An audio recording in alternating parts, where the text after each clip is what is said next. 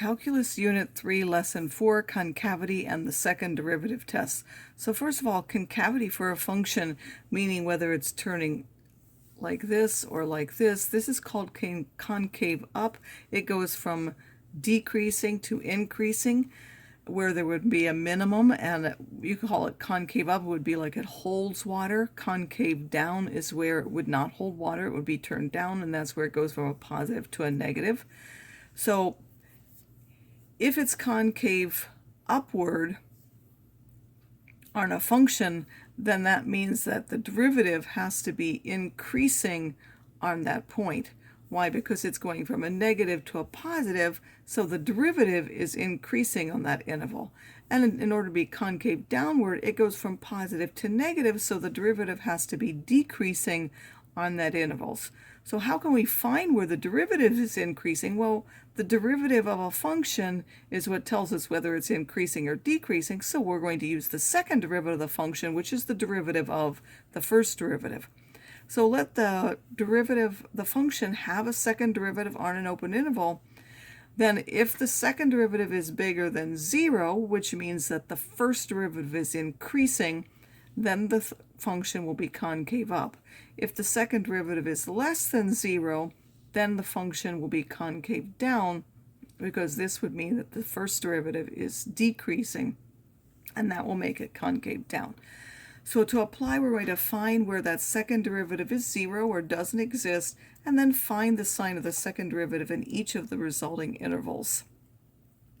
So find the open intervals on which this polynomial function is concave up or concave down. We're first going to find the first derivative, and then we would going to find the second derivative, set that equal to 0. Of course, because it's a polynomial, there are no points where it's discontinuous, and you get x equals 2. So if you find the second derivative where it's positive, again, if you do a sign chart, if I put something 1 here, this would be positive. If you put 3 here, this will be negative. So here's where it's concave up, here's where it's concave down because that's negative. So it's concave up on minus infinity to 2 and concave down on to infinity. And I'll just remind you that if you actually look at the first derivative and factor that and see where it's 0, and we put in 1 and 3, which are the critical values, the places that makes it 0, we could actually sketch that curve knowing that it's decreasing to 1 and then increasing to 3 and then decreasing. Of course, this is not the x-axis, that's just a point where it changes. Then we would see that it actually is concave up and concave down. And of course, you could graph that function on your calculator as well and show that that is true. So now what's a point of inflection? That's a point where the concavity changes from concave up to concave down or concave down to concave up on that interval.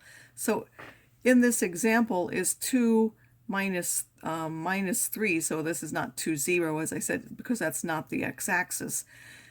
But this is really the point 2 minus 3, because if we put 2 in this function, we get minus 3. Is that a point of inflection? And yes, it is, because it goes from concave up to concave down at that point. So now how can we find the possible points of inflection? First of all, it's a possible point of inflection is either if that second derivative is 0 or if it doesn't exist at that point. And just because it's 0 doesn't mean it is a point of inflection, but those are the possibilities for the points of inflection.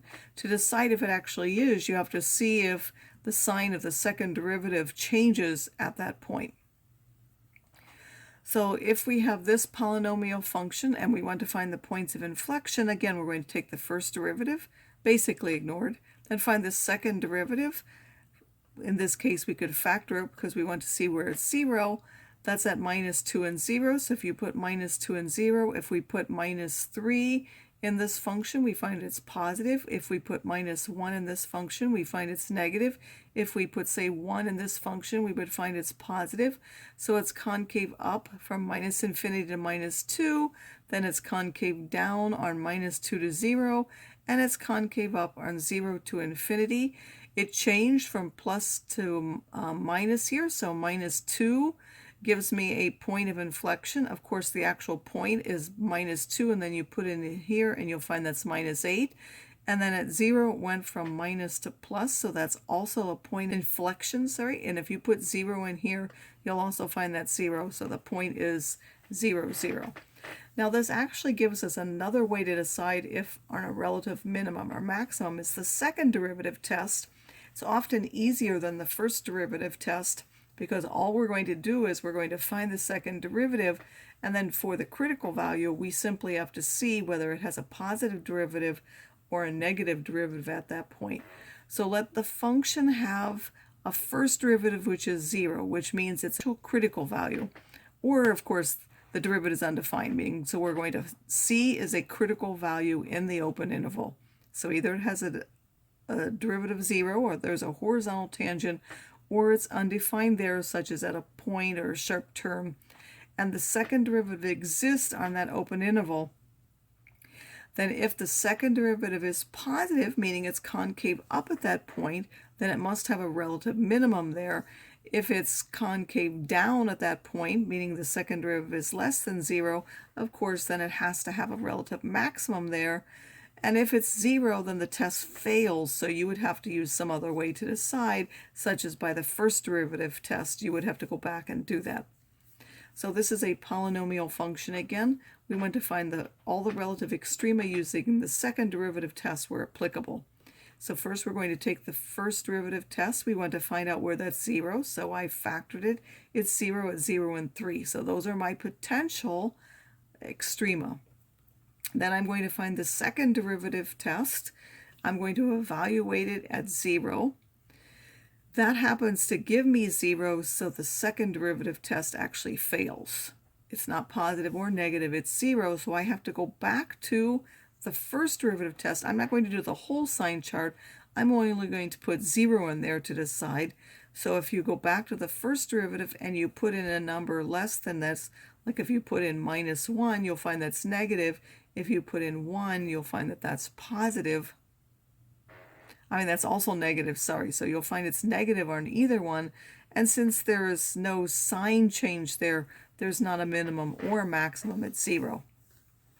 For x equals 3, you've put it in the second derivative, and you'll find that that is 36, which is positive. So in that case, the second derivative test does work, and there is a relative minimum there, because that means it's concave up. F of 3, if you go back to the original function, you get -25, so 3 minus 25 is that relative minimum value.